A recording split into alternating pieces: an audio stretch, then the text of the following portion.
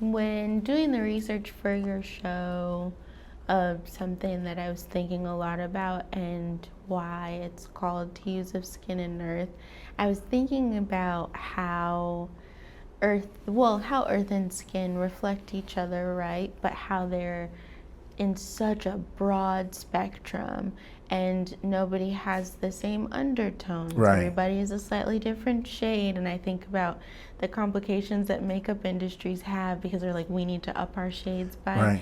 50 additional, colors. So when thinking about it, and I think about how the world is like that too, like you're saying, when you step outside and you're able to see all these colors that you haven't quite seen before. So yeah. I'll tell you two things. One is I personally like to find when they label the paint flesh. Like this kind of pinkish, peaches color. I love buying that paint. And I love using it in the work because I love the idea that this is what we think flesh looks like. And then the question becomes, whose flesh looks like this? When 90% of the people in the world are people of color. So then this becomes the default, right? So when I'm playing with that, I'm almost engaging that idea of like, oh, okay, so this is what you call flesh? Okay, well, let me give you a whole bunch of it then, But then also, I was talking to someone yesterday and they were telling me about how they were driving through California in the wintertime.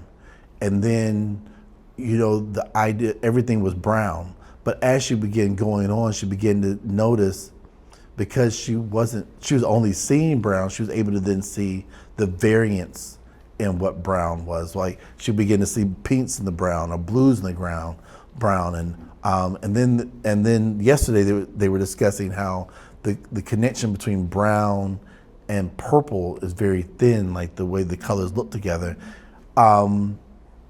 So I'm happy that we're going back to that, because the reason why I'm calling it brown is because in creating all these colors, it really started from the fact that someone told me that no one liked to buy a brown painting. So then I started thinking, how can I separate brown? So then I started thinking, well, brown is orange and green. So if orange and green make brown, that means blue and yellow and red. Okay, so then let me make variants of those colors.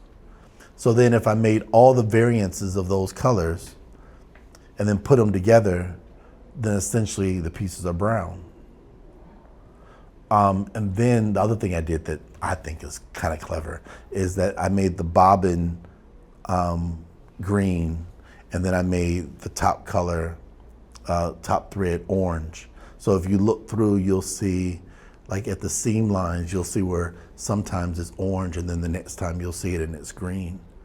So like if green and brown are weaving through each other, being sewn together, then conceptually they make it brown. So like little things like that, and just playing with that. So if you were to say, well, this looks like he just threw it together, there's actually a lot of conceptual thought in it.